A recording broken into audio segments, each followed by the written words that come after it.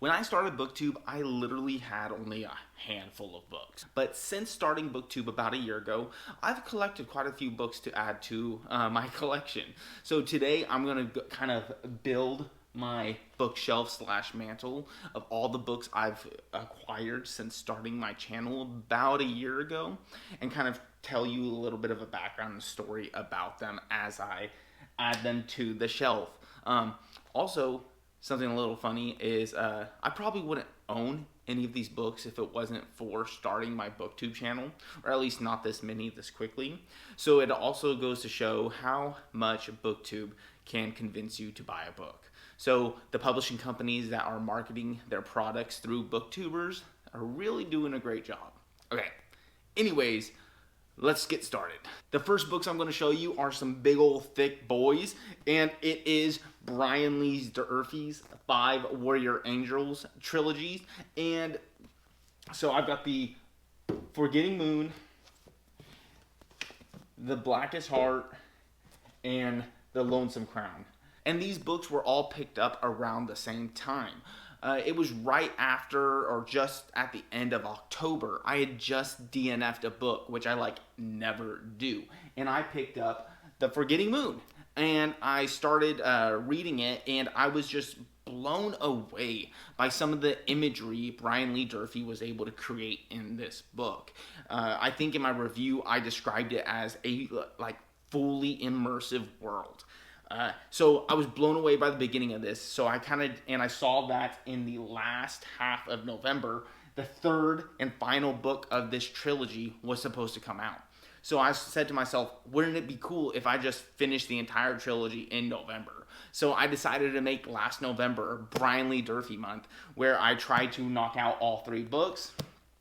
Didn't actually accomplish my goal. I got through the first and second, but there was a delay in the paper version of the third, and even to this date, I haven't been able to find the audiobook version of The Lonesome Crown. So I'm eager to continue this book, but that's a neat little story of how I came to have all 3 of these books.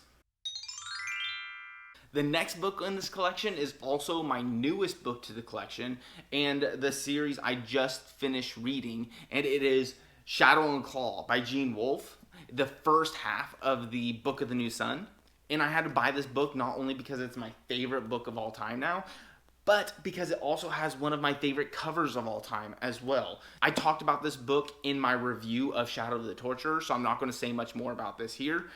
And I'll be having lots more discussions about the Book of the New Sun, Severian, and just this series in general. So I'm not going to say too much besides the fact that I think they missed a huge opportunity with this book. Like I said, the cover, I think they chose the correct one out of the Shadow of the Torturer or the Claw of the Conciliator. The Shadow of the Torturer cover is epic, and I'm glad they went with that one. But since it is Shadow and Claw, a combination of the 2 books, I wish they would have done this cover of Shadow of the Torturer just like they did, and then on the back, them done the cover of the Claw of the Conciliator. Instead, they just have a whole bunch of praise for the works and Gene Wolfe as a writer, and I think they really missed an opportunity to make a really unique book.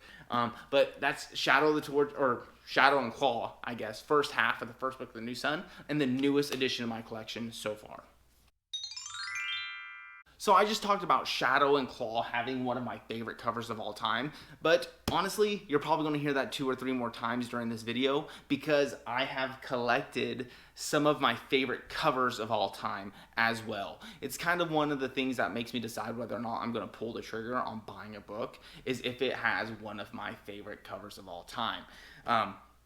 Actually, it's not 2 or 3, it's going to be 3 or 4, because this series actually has 2 of my favorite covers, and that series is the Spellgiver series by Steve Rogers. And the ones I have here are City of Shards, book 1, Into the Claws of the Indigene, which is book 2, and To Flee a King, which is book 3. There's actually 4 books in the series, I think. The 4th book wasn't out when I bought these, and I still don't know if it is out quite yet. But I bought these after reading City of Shards because it holds a special place in my heart. It was the first self-published book I had read, and it ended up becoming one of my favorite books of all time. I'm glad it had such a huge impact on me because I had such a great experience with this self-published book. It gave me the confidence to continue with other self-published books and be able to take risks on them, where I think if I would have had a dud as my very first self-published book, I might not have had the confidence to keep exploring the self-published genre, maybe? Now, I have only read City of Shards in this series, but I had to own the rest because of the impact this book had on me. And because, look at the covers. Like I said, City of Shards is one of my favorite covers of all time, and Into the Claws of the Indigen is close to that too. I think it would depend on whether or not the cover is reflective of the story within, on whether or not it gets added to that list. And then To Flee a King's cover didn't really do it for me, but I wanted to collect the series as a whole. So even though it's not one of the great covers of all time, I would say, I wanted to collect them all, and this is the next series being added to my shelf. Also, I have a full review done on City of Shards, so if you're interested, check it out after this video. The next books I'm going to share with you are my Dragonsteel books, which I have Warbreaker and the first 2 Brandon Sanderson secret novels, which is Frugal Wizard and Tress of the Emerald Sea. These books are at a whole nother level of quality. Like, they are made to be read. When you open these books, the pages are made of a higher quality paper than your typical standard publishing paper. The paper is made for the colors, so the artwork on the inside stands out that much more. These are books that are made to be read and enjoyed for reading. Like, it is made by someone who loves books, for people who love books. If I was to give any critique about these, it would be that as someone who loves classic fantasy covers like Shadow and Claw and City of Shards, these covers, they're not my favorite. I think classic fantasy covers are a lot better, and that the standard covers for his works are typically better than what I see here. And that's not to say that these aren't great covers. They are, especially Tresses and Warbreakers. I think they really stand out. It's just not something I would display by their covers. And with that being said, I can't display every book by its cover like I am these two. So I really appreciate that these books, when displayed on their sides by their spines, they look like pieces of art this way, and you don't necessarily have to display them by their covers for them to be pieces of art on your mantle. So in conclusion, these books are very valuable books in my collection, and I plan on continuing the Dragonsteel editions of his works, and they're already up on the mantelpiece.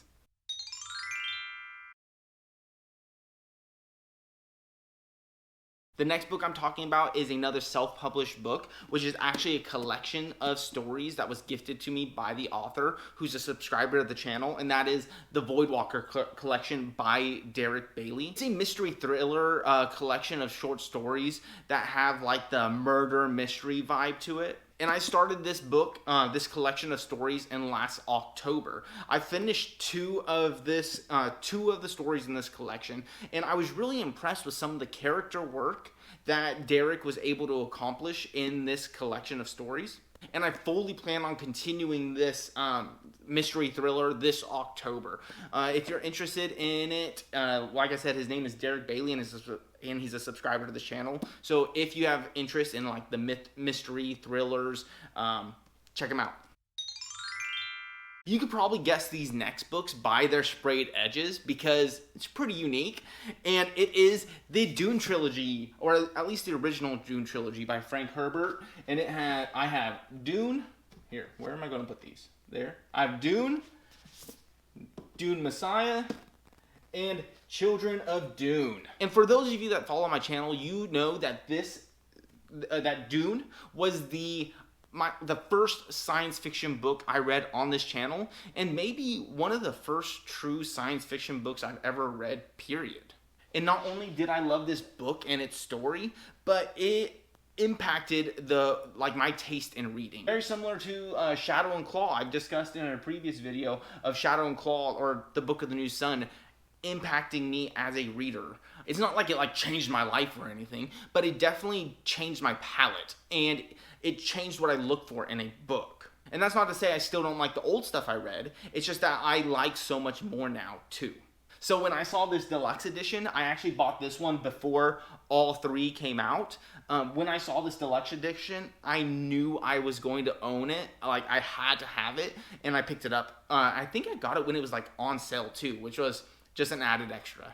I also wanted to add, for anyone who is looking to pick up this deluxe edition, that there's actually two versions of the first book in this deluxe edition. One of them is this orange one, which I have, and then there's the black version, which I think is the Barnes & Noble's specific version of this book. However, I do not think they're exactly the same. They are not equal in my opinion, because whereas this one has a cool blue painting on the inside of its cover jacket. Here, let me get it for you. So while this one has a cool painting on the inside of its cover jacket, the black Barnes & Noble's version does not have that in it. So you're actually getting less of a product for the same price, unless there's some hidden extra in that book that I'm unaware of. They're not the same, and you're getting less with that book. Some people will think that the black version stands out more and is better, so they might want to go that way anyways. But for me, I like the orange version more anyways, and I love that it comes with an added extra, so that's the one I'm going with. I'll see if I could find a video of that to show you, because I did video it at one point, I know. Okay, this next book is a little bit of an embarrassment to me, because this book has been on my radar since I was a kid, and I still have not read this, even though I have owned this physical copy for a little bit over a year now. It was one of the first books I wanted to read on my channel, and I have still not completed it. And it's Dragon Riders of Pern by Anne McCaffrey. This book is one of the most classic works of fantasy of all time, written by one of the most prolific fantasy authors of all time.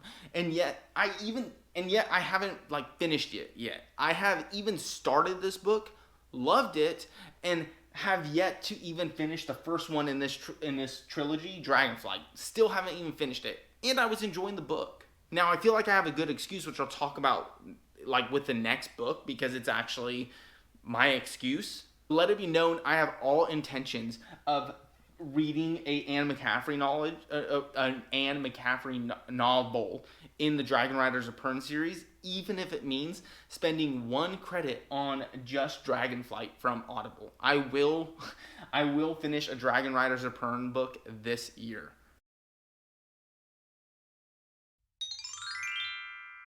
All right. So this next book is the reason I stopped reading Dragon Riders of Pern, and it is Stormfront by Jim Butcher. The story behind that is kind of interesting. Essentially, me and my wife go to the bookstore all the time. We play a game called Book by Its Cover, where essentially we go onto a shelf and we pick a book based off of its cover. And funny enough, she picked this book and was reading the back and was like, hey, that might actually be something I'd read. So I didn't hesitate at all. We bought 2 copies of the book, and we kind of did a buddy read of it. So if it comes down to Dragon Riders of Pern or getting my wife to actually read a fantasy novel, which she doesn't understand, she thinks everything fantasy or science fiction is dragons. Like this would be considered a dragon book to her. Star Trek is considered dragons to her. So if she was willing to do a buddy read with me on a fantasy book, wasn't going to pass it up. But that's how I stopped reading Dragon Riders of Pern, and that's how I read through Jim Butcher's Stormfront. So yeah, adding this one to the mantle. after Stormfront, I had every intention of returning back to Pern. But unfortunately, or fortunately, whichever way you want to cut it, I read City of Shards. And I kind of started my self-published journey of reading self-published fantasy novels. I had been getting one after another on the Kindle and even one or two self-published audiobooks. Then I walked into a Barnes & Noble's here around where I'm at, and I saw a self-published book by a fantasy author in the area. And that book was Godfrey's Crusade by Mark Howard. And between the quality of this book and the beautiful cover, and the fact that it was a self-published author near where I lived, I decided to give the book a chance. Mark was able to catch my attention with the world building and make me intrigued in his character and story almost immediately. And when I was at Barnes & Noble's picking up the book, I noticed that he was having a signing later that week. So when I was about a fourth of the way through the book, I went to the signing. He signed, we talked a little bit, and he subscribed to the channel. And recently, he had reached out and said, hey, would you be interested in the second book of the series, Godfrey Under Siege? And I, of course, said, yeah. And I did want to make clear that I haven't finished Godfrey's Crusade yet, because I got busy with medical school. I had super important tests back to back, and I just haven't found time to go back to paper copies. But Godfrey's Crusade caught my attention and has me intrigued enough to finish the story, and it will be the first book I read in paperback version when I get back to it. These next two don't have anything to do with each other, and they don't have really that big of an intriguing story or as good of a story behind them as all the other ones. So I'm just going to do them together. And they are Brandon Sanderson's Dawnshard and a version of The Hobbit. Dawnshard was on sale on one of those tables where you pick up a lot of books for like $5. And I hadn't read Dawnshard yet, so I, of course, was not going to pass up a brand new Brandon Sanderson novel for $5. So I picked that up, and I love the story, as all of Brandon's stories. And then the Hobbit book does have kind of a funny story. Essentially, I forgot I had it here until recently. Not forgot that I had it, but forgot that I brought it with me when we moved. And I seriously feel like that says so much about the Hobbit and, like, it in general for almost everyone. Like, I think everyone probably has a version of The Hobbit, even if you don't know it. Like, we all, like, it is a story that is foundational to most of us in the science fiction and fantasy world. It has had such a huge impact that we all have it. Like, even if you say you don't, you probably have it somewhere. Like, the last owner of wherever you live probably stuck it underneath the floorboard or something. So these are the next two books being added to the mantle. So these next three books are all from a subscriber who has sent me them on the channel. And his name's Alex. We write together in a writing group. And the books are The Dragonbone Chair, Sabriel, and The Fifth Season. Dragonbone Chair was the first book he sent me, and it meant a ton because I had just finished talking about how much I loved the cover of this book. Yes, this is the next cover I was telling you about in the beginning of the video. This is one of my favorite covers of all time, and I had just mentioned that when he messaged me and was like, hey, I actually have that exact copy here in my donate pile. Like, do you want me to send it to you? And I, of course, jumped on that right away because something about this picture just really drew me in. I didn't know it at a time, but that's a scene straight from the book. And that's like a constant theme in the covers that I love, even if I don't recognize it at the time, is that the covers are like a representation of the story within. I also love the urgency expressed in the cover. Like, there's a dark, looming threat in the background. We don't know what's going on. We have an injured friend being carried in the arms while they're fleeing from this eerie figure in the background. Like, it's just fantastic, in my opinion. I don't know. Maybe other people think differently. This cover just hits hard for me for some reason. And when he sent it to me, it meant a ton. Sabriel is a story that he just thought I would like and had a copy of, so he sent my way. I haven't read it yet, and I don't know much about it. I also haven't seen a lot about it. So that's another book I'm going to be reviewing on my Hidden Gems segment when I finish it. As far as Fifth Season goes, it's a book that is talked about all the time, and the author has been praised extensively by just about everyone who reads her. but nothing has really drawn me in about the story itself. But I am someone who believes popular books are popular for a reason, so I was going to give it a shot. However, since I've kind of reprioritized my TBR and then focused more on reading books from my historical, fantasy, and science fiction TBR, and then also my hidden gem segment, this book is going to be a while till I get to, but nonetheless, you hear a lot about it, and that says something about the book as a whole. All right, the last book. And this book is also one of the covers that I mentioned being one of my favorite covers of all time. In fact, before I had read this book, it is one that I've always told myself I would own even if I hated the story, because the cover is that good. And honestly, it was just a plus that I was able to read the story and really enjoy it. And this book is Dreams of the Dying. I just did a review on it, so I'm not going to say much more about it. You can check out the review if you want to know more. But what I will say is the kind of the story behind me getting it. Like I said, I was going to buy this book no matter what. And when I finished my test recently, this was going to be my present to myself for finishing the test. And when I went to purchase it, it was in the shopping cart with a whole bunch of baby stuff that we need. And I quickly, but begrudgingly, removed this book from the list. But my wife noticed, and she went ahead and bought it. So when I came home from taking my test, this was sitting there on the table. So my wife loves me. She's probably better than your wife. And this is a gorgeous addition to my collection. And that's my complete collection, except for the complete collection of Calvin and Hobbes comics that I have here. It's honestly just too big to be displayed on this mantle, but it will be included on the bookshelves that I get when I move for residency. Of course it's going to be displayed. Calvin and Hobbes is literally one of the things that got me into reading. But for now, this is my shelf and kind of the stories behind each one. Thank you for watching. If you like this video, make sure you like and subscribe to get notified when the next video drops. And until next time, I hope you're out there reading cool new books and reading great new stories. And until then, I'll be back soon. Thanks for watching.